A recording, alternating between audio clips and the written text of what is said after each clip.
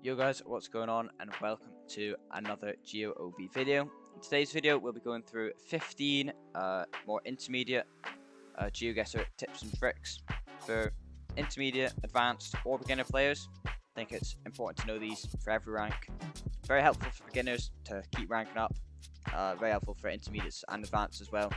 So yeah, should be helpful in helping you rank up, maybe make that move from gold to master up even further maybe.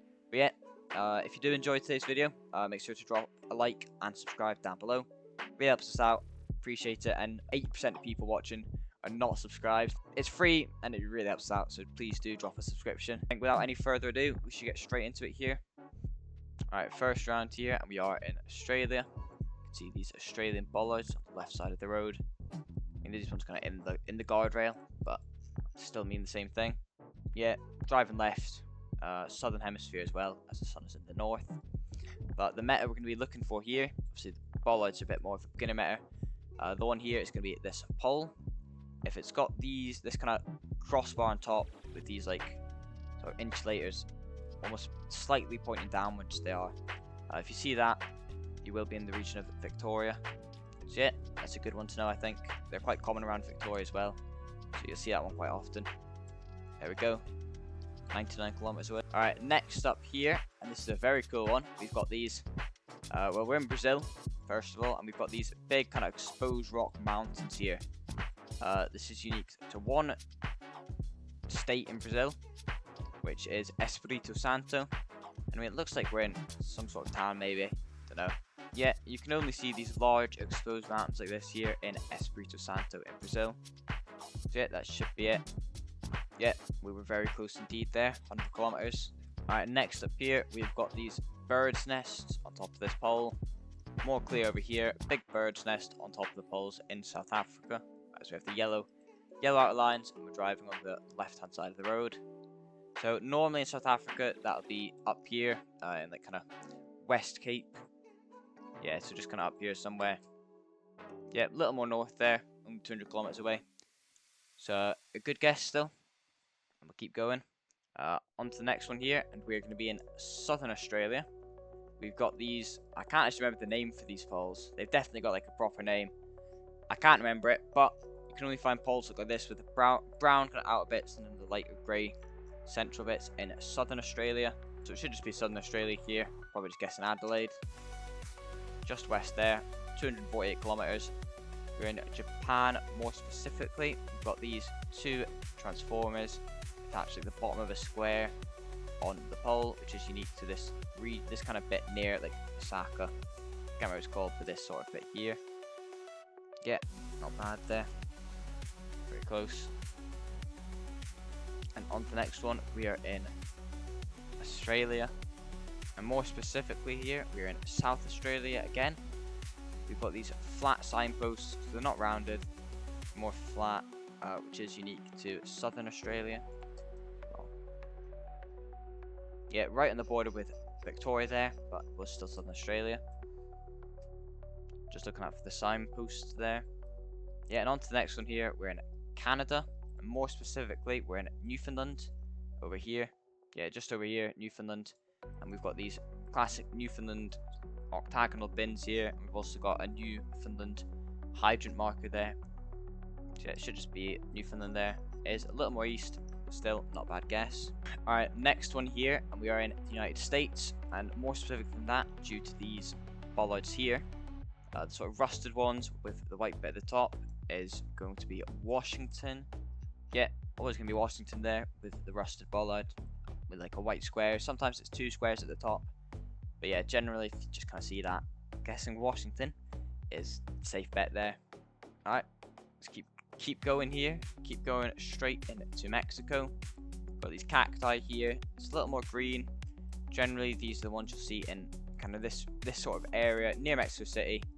Maybe like San Luis Potosi, around this bit. Yeah, it was San Luis Potosi there. Yeah, this kind of area, I think it might even be unique to San Luis Potosi. Yeah, it's always a good guess if you see the cacti look like that, especially with that kind of area.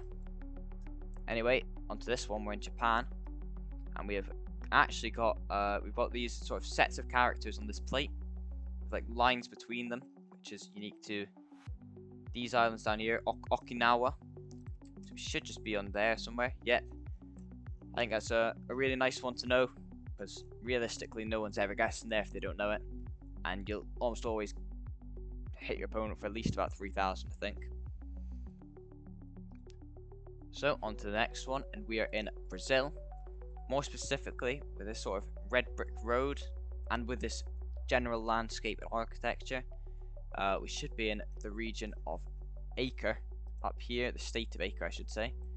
Yeah, just mainly this red brick road on the floor is very common for that region. So yeah, let's just guess that. And then you also got this sort of water container, which is unique to Brazil. Yeah, it was Acre there, a little more east. We're still very close. I mean, you should never really guess here, I think, 'cause it's mainly just jungle, a rainforest, I should say.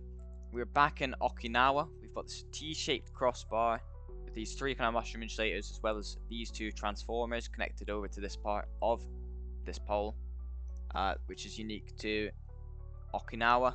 It's quite similar to the Kyushu poles, but they do look a bit different. Those ones, the pole's a bit different, I think.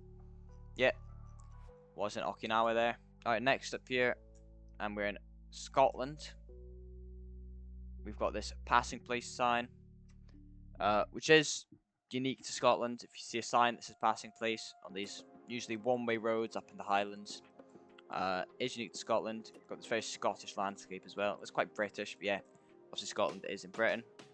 We've got these hills as we are in the Highlands. Yeah, which looks quite northern as well. Alright, next up here, and we're in India.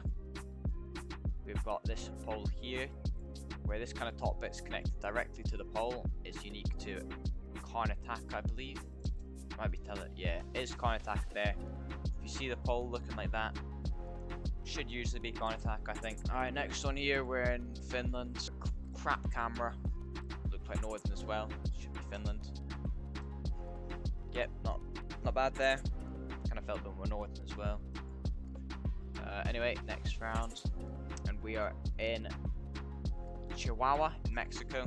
If you see this cross on the back of the sign, it's not the Colombian one. No yellow plates either. It looks a bit different. It kind of, I feel like, stretches out more. The back of the sign just looks different in general. Maybe more grey and a little bit less white. That is unique to, like I said, the region of Chihuahua in Mexico. So if you ever see that, always make sure to guess in Chihuahua. I think it's a really helpful one. Fairly easy to remember. And you're always going to be fairly close. It's not on every back of the sign, so you can see with that one up there. But it's on a lot of them, if not most of them, I think I'd say. Yeah, a little more southern than Chihuahua there. Still, only 191 kilometers away. So some good points. Alright, next one here, and we are in South Africa. And we have got this pole here, which looks like not a very wide, quite tall and narrow one, which is unique to Western Cape, kind of just outside Cape Town here. Looks fairly green, definitely fits with this landscape. So yeah, just look out for this kind of A-shaped pole on the top. Yeah, if it's a bit wider, usually an East Cape, more over this kind of region. So yeah, but if it looks like more of a tall, narrow A, it would be more western. Next round here, and we're in Australia here. Driving left, quite a warm climate, fairly dry. We've got this pole here, kind of brown one with holes in it, is unique to Northern Territory. And generally speaking, most of the coverage in Northern Territory is in the north. Up here, I mean, it's obviously, I think it's a bit in like Alice Springs and that. Generally, you should always be guessing more northern in Northern Territory. Yep, not bad there. 108 kilometers, and quite a rare one getting around to Northern Territory. But if you know it, it's always going to be helpful against your opponents if they don't.